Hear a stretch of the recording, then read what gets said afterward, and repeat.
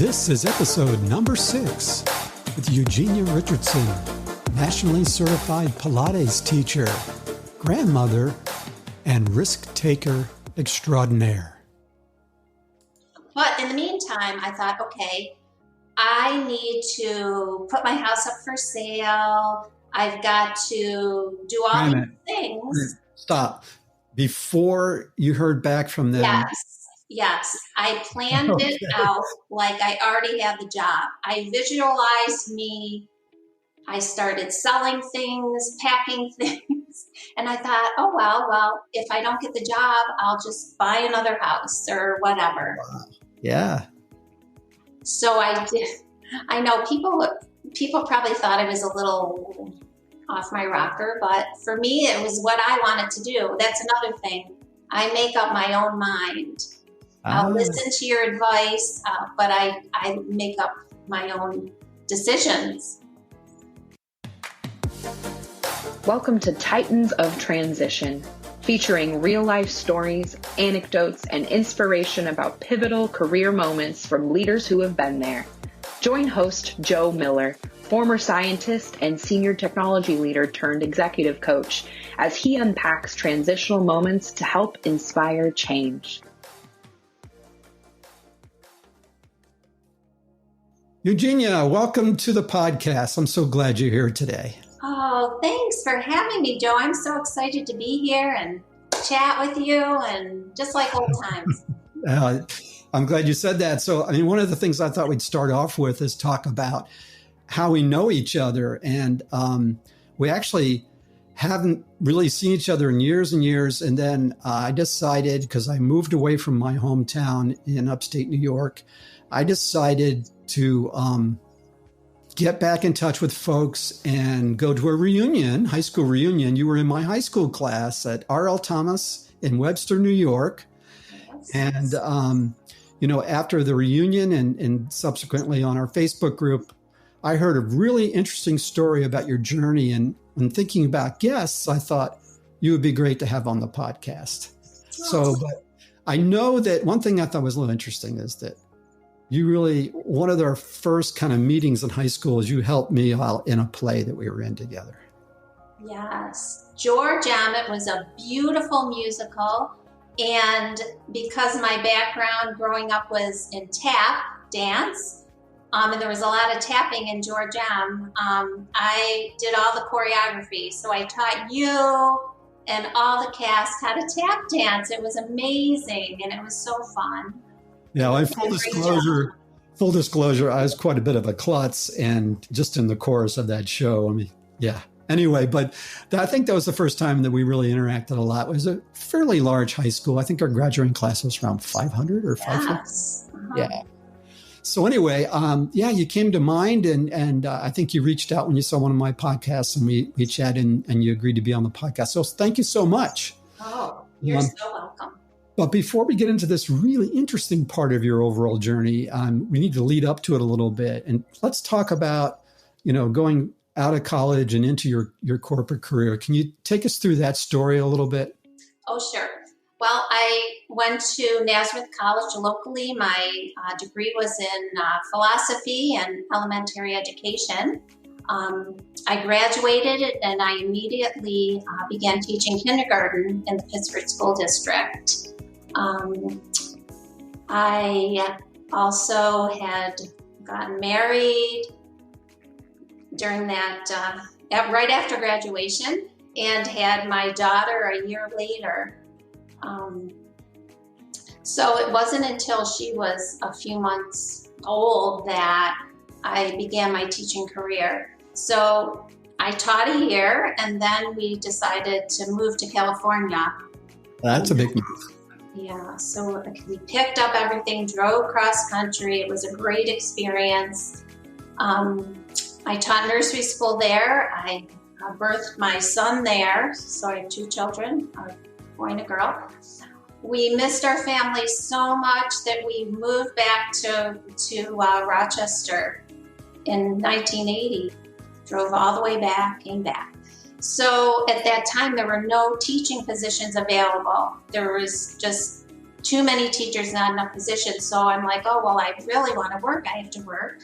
So I began a temporary position at Citibank, filing bankruptcies as a temp. And I also got into teaching aerobics. So I had 2 jobs, Citibank, teaching aerobics. So I worked my way up in Citibank. I just loved learning, advancing myself. I did get hired. So I was at Citibank for 15 years. I did a lot of service excellence training. They had really wonderful leadership training for the positions that I would have. So I went from temp to assistant branch manager when I left. How long of a period was that? 15 years. 15 years. I stayed within Citibank, and I would have stayed there for longer, but one of my bosses had just left and gone to Rochester Telephone, or now it's Frontier, and she had called me and said, oh, Eugenia, there's a great position here. I think you'd be really great for it with all your customer service skills. It was a sales coach because deregulation came about. So Frontier, Rochester Tel was able to sell. So they weren't just one name now. So quickly, I mean, you're making this shift now, right? So it's because of someone you knew. Someone I knew that believed in me.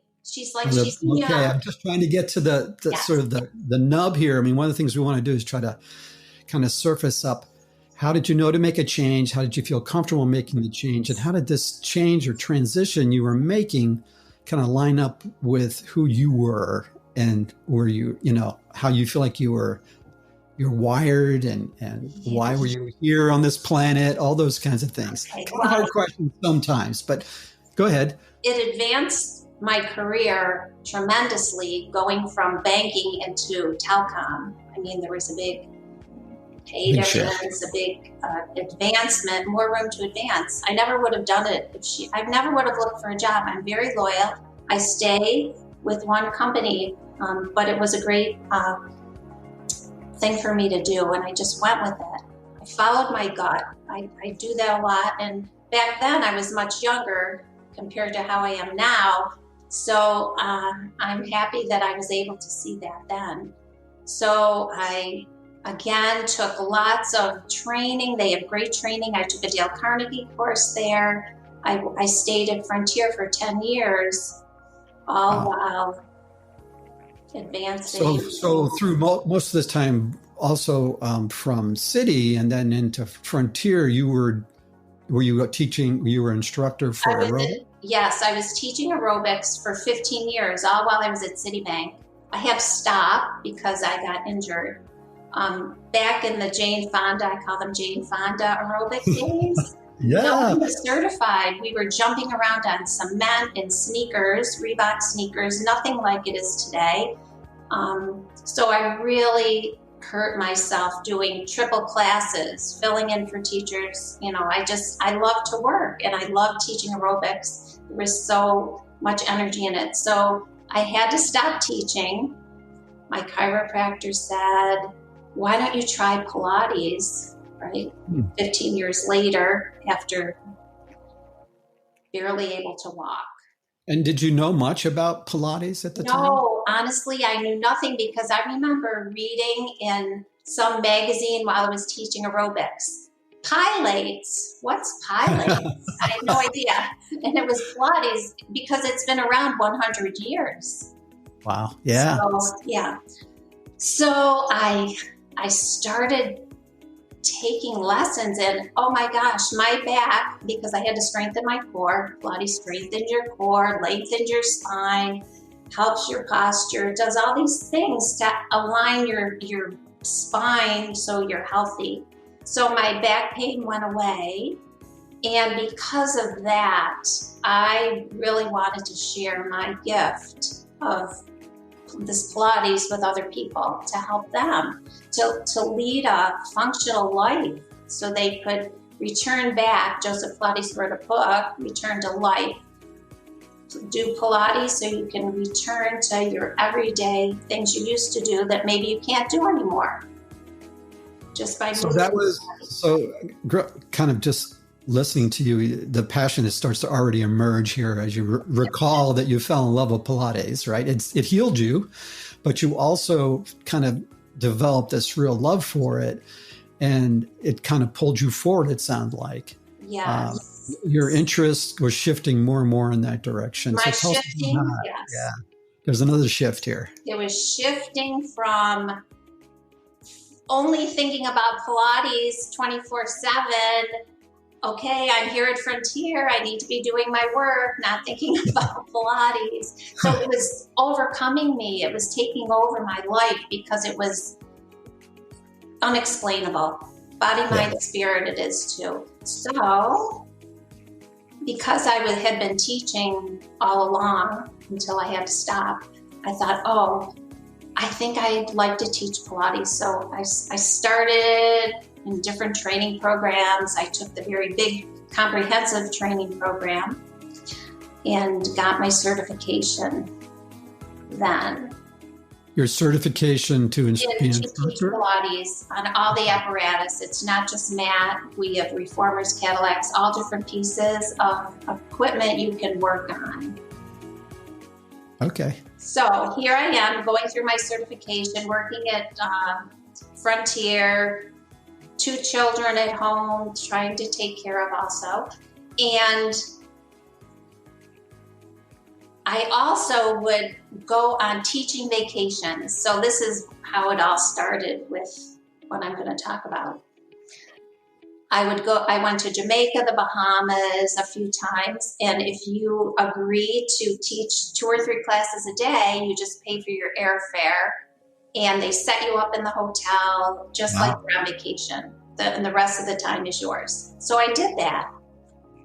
So I thought, wow, why am I sitting at my corporate job when I could be on an island teaching Pilates? Oh, and for those people who don't know what it's like in upstate New York in the winter, and well, in Rochester, Webster is a suburb of Rochester, and it's a city that's right on sort of the almost the middle point of Lake Ontario. So lots, and on the other side of Lake Ontario is Canada, lots of cold air, lots of moist air, and lots of snow in the wintertime. Yeah. And I love warmth, the island life. So I really thought, I'm going to pursue this. And I'd been reading a book, The Wisdom of Florence Scovel Shinn. It's The Game of Life, just different wonderful. It relies a lot on your intuition. You rely on your intuition, your faith, your self-confidence in yourself. So, I'm reading this book all the time and I'm thinking, okay, I pulled up the website for Pilates studios in the Caribbean, and La Semana had a Pilates studio in it. On the exact same apparatus I learned how I trained on. Is that the hotel down there? That's the hotel. It's on the French side. Very beautiful, exclusive. All the movie stars go there. Lots of well-known people have been there. It's gorgeous. So I pulled up the website and I saw this and I sent them an email just saying who I am. I'd like to, talk about coming down to teach. And every day, this is where that book helped me. I pulled up the website and I closed my eyes and I imagined myself teaching in that Pilates studio. Oh, okay. This is big, I think. It's remind me huge. Jumping in here a second. Yeah. So you actually put yourself into what could be your future. Yes. So is that just something that happened, or were you intentional about that? How did that come about? Well, it had mentioned it in the book. And even prior to that, when I was taking the Dale Carnegie course at Frontier, something inside of me, they had this big award. The teacher said, at the end of your classes, we're going to give an award to the best speech to someone, whoever is voted upon. And I said to myself, that's going to be me. I'm going to do that. I'm going to do it. And every preparation I made, I pictured myself walking up and getting that award, and I won it. So I thought, wow, there's something inside of me that whatever I dream about or want, it comes to me, because I think I put out such positive intentions of whatever it is. And I guess you use the word, you visualized it, I guess. You visualized it. I visualize a lot. Sort of high definition visualization and put yourself, I say it that way because it's not just like a simple image. It's like, the smells, the noises, the whole feel for that future life that you're aspiring towards. Yeah. So what happens next? So then what happens next? I didn't hear back. And I'm like, oh, they probably never even will look. I just kind of forgot about it. And I received a text eventually. But in the meantime, I thought, okay, I need to put my house up for sale. I've got to do all these things. Stop. Before you heard back from them. Yes. I planned it out like I already had the job. I visualized me. I started selling things, packing things. And I thought, oh, well, if I don't get the job, I'll just buy another house or whatever. Wow. Yeah. So I did. I know people probably thought I was a little off my rocker, but for me, it was what I wanted to do. That's another thing. I make up my own mind. I'll listen to your advice, but I make up my own decisions. So my house sold as I was in Pennsylvania getting my comprehensive Pilates training. I had to test out for it. It took me quite a few years because I was working at Frontier and teaching Pilates as an apprentice. So I'm down in Pennsylvania, my house sells, and I come back all excited and send a message to Angie. She was a woman that owned the studio. And I go, Angie, you won't believe it. I passed, I'm certified. I'm ready to come if you're still interested in me, but I hadn't even heard from her yet. So she wrote back and said, oh my gosh, we were just discussing you this weekend. So when's a good time to call you? I'd like to talk about offering you the job, blah, blah, blah. Oh, so nice. That's how it all worked out. And so from June until November, I didn't find out. I found out end of September that I got the job. So, and then she says, can you come November 1st? And I said, no, my house closing's November 15th. How about the 16th? So I cleared everything out of my house, packed up 2 suitcases. I sent a box of Pilates books, 2 boxes of all my Pilates books down ahead of time. That's all I took. And 2 suitcases. I got rid of everything. So this is a huge shift. Let's get down in the islands now. Okay. That's down in the islands. Okay. That's why we have this closed down. Entire.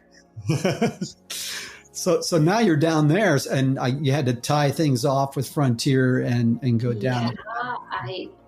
Everything was fine with Frontier. I had a going away party. They were so happy for me. And, I know people talked and like, oh, who's she running away from? What's she doing? No, I did it for me. It was a dream I had, and it was coming true. I made it happen. And my kids were fine with it. They're like, Mom, whatever makes you happy, we're great. And they were just happy because they could come visit me.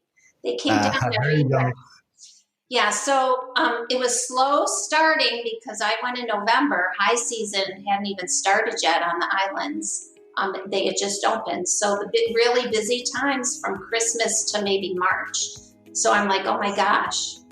I was working on the French side. I knew no French. My cell phone's in French that I had to figure out how to set up to get all my appointments from the concierge. So that was a little challenging.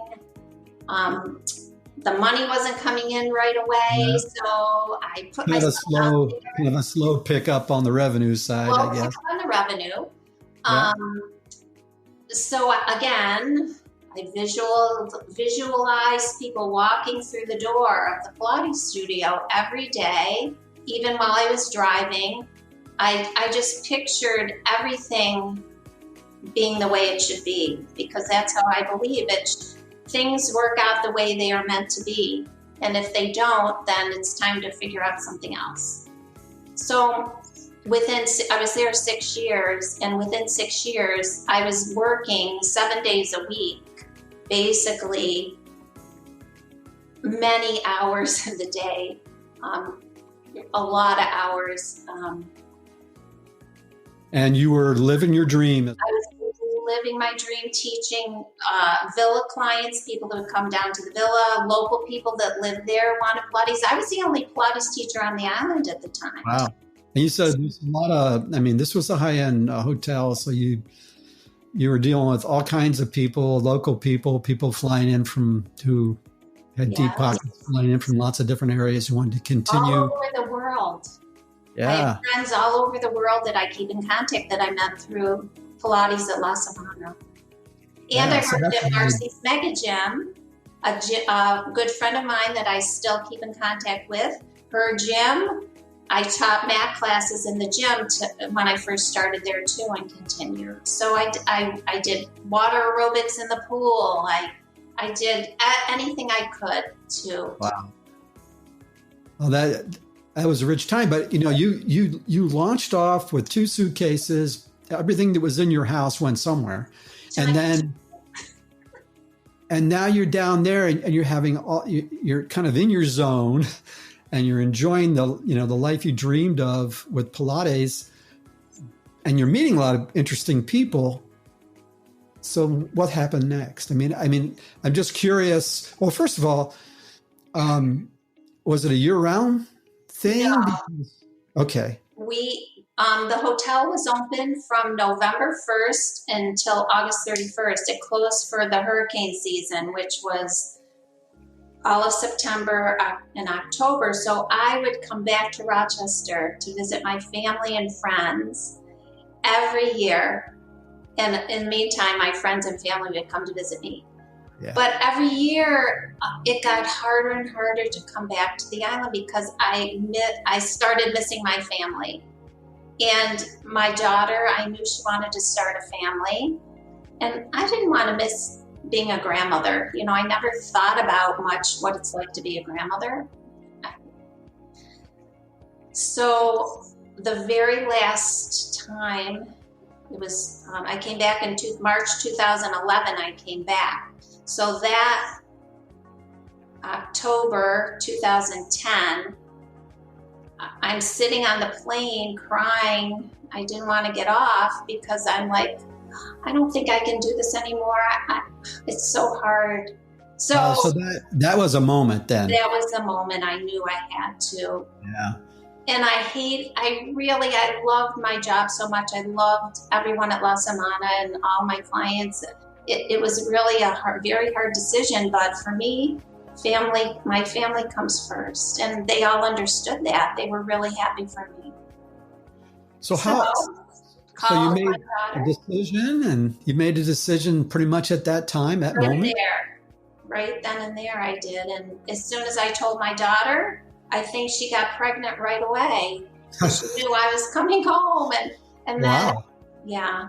And then the first grandchild came that September. I came home in March 31st. So you were home? March 3rd. I was home for my first grandchild. Wow, that's great. So how long was this beautiful adventure? 6 years. In Saint Martin. Saint Martin, half French, half Dutch. Beautiful people, beautiful ocean. I can't say enough. Beautiful music, the culture, the food, the French cuisine, the casinos, the dancing. It was a life that you only dream of. So now when I look at pictures on Facebook, Yeah. I'm like, wow, did I really live my dream? You know, you question yourself. Of course I did, but yeah. Yeah. So I just think it's such a great story. I'm interviewing all different kinds of people, but the common thread here is the journey people go through, and how do you come to the determination when it's time for you to make a shift, and obviously this was one where your passion pulled you forward. Yes. And you did certain things. I mean, you visualized and you really took a step of faith selling your house, Eugenia. As you said, a lot of people won't do. So those are certainly some lessons there. But I want to kind of pivot now, if we can, and ask you, this is kind of a question that's asked a lot, and sometimes people roll their eyes a little bit, but I think it's a really valuable question, is when you're further down your journey than many people are, the question to ask yourself is, if I had known then what I know now, what would I say to myself? Or another way it's phrased is, what advice would I give my 25-year-old self now that I've gone through all these experiences? Or someone I know who's just starting on their journey, what advice would you give? I would tell them, if you're passionate about something and you want to do something, you're the only one that can make it happen. You can't listen to people saying, oh, that can't be done, it'll never work out. If you can believe that it will. And if you're doing something that you love.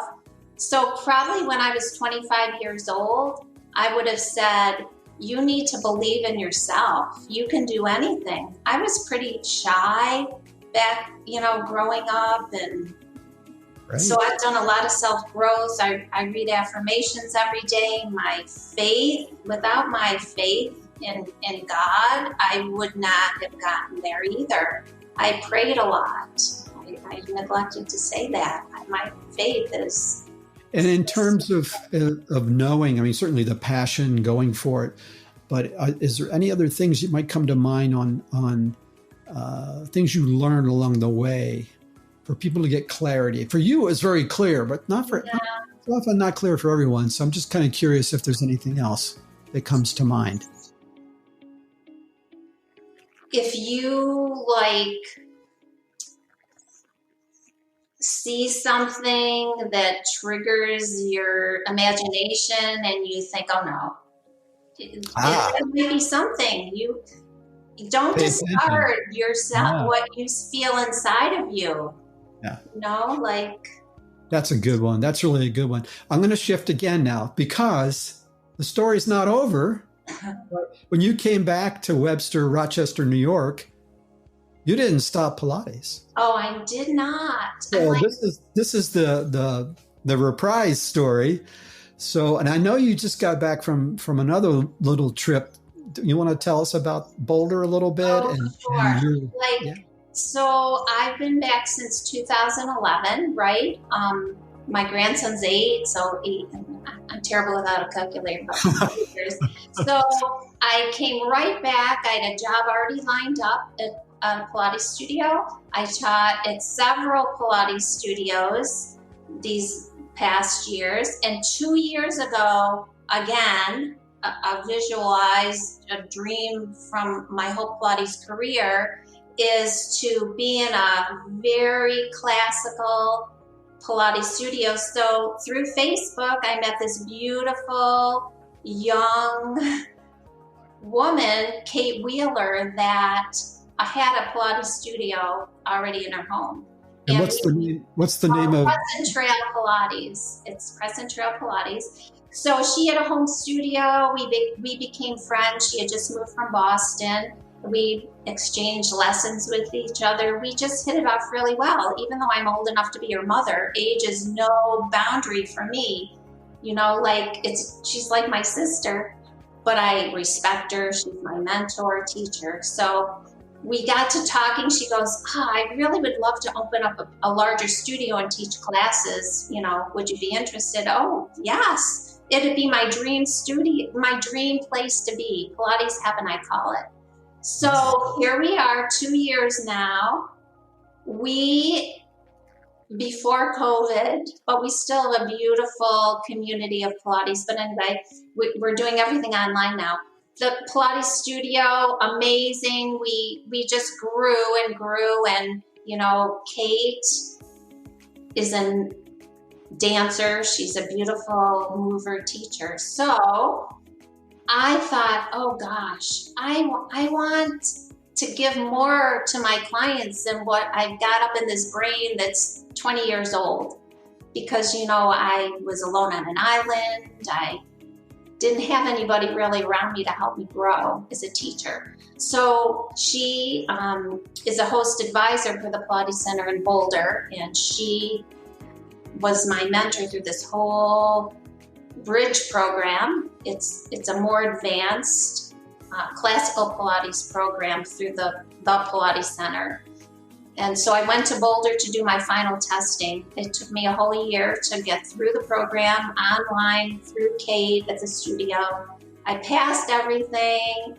I am back here now. I've been back a week. And I think, we talked earlier this week, you mentioned to me that this is a challenging certification. Yes, it's for anyone. For anyone. Yeah. Especially at my age, doing some of the exercises I had to perform for one of my tests, and just the whole way of teaching, being able to tell my clients the why of something, do this so that, that was missing from my teaching. We didn't really get into that part of it, or maybe I did and just don't remember. So refresh my brain, make me work. I love challenges. It was a huge challenge, and I did it. So I'm proud of myself. That's great. That's so wonderful. And you just got back from Boulder, Colorado here, a week ago or something? Yeah. 1 week. How long were you there in total? 8 days. 8 days, yeah. 8 days. 8 intense days. Again, it was Pilates heaven. I was able to walk to the Pilates studio, the Pilates Center, take classes, private lessons, do my testing. I did some fun things for myself. Such a wonderful story. And I like how, you connected with your passion pretty early on. But once you really locked into that, it wasn't like you had to, you took some real initiative. There's no question about taking initiative, but things appeared. It's almost like breadcrumbs ahead of you in the trail. Yeah. That led you forward in alignment with your passion over the years, and that led you down to the island, that led you back, that led you on, all those things tend to happen when you're clear and intentional about what you want. And so I think that's a great lesson. I'm really, really happy that you were able to come on the podcast today. Me too. And it's good to reconnect too with a high school friend. You probably can't tell that we're actually high school friends. You look so great. The Pilates is working for you. That's for sure. Pilates. Everybody's like, "What are you doing?" I'm like, I do Pilates. I do nothing else for myself as far as cosmetic surgery or anything like that. Pilates amazing. Restores you. I can see. So one of the things we will do for all you folks that are listening in, thanks for joining us. But one of the things we will do is at the end of the video, I'll include some references to the book you talked about, and also to your current school that you're teaching at. The studio. Pleasant Trail Pilates. Woo! Yay. And what town is it in? It's in Fairport, New York. Fairport. Okay, great. Another suburb of Rochester. All right. Suburb of Rochester, yeah. All right. Well, listen, thanks again. I really appreciate you coming on to the Titans of Transition podcast. Thanks, everyone, for joining us. Hey, thanks for joining me today on Titans of Transition. I hope you enjoyed the episode. Please check the show notes for additional information. Also, please like and subscribe to this channel.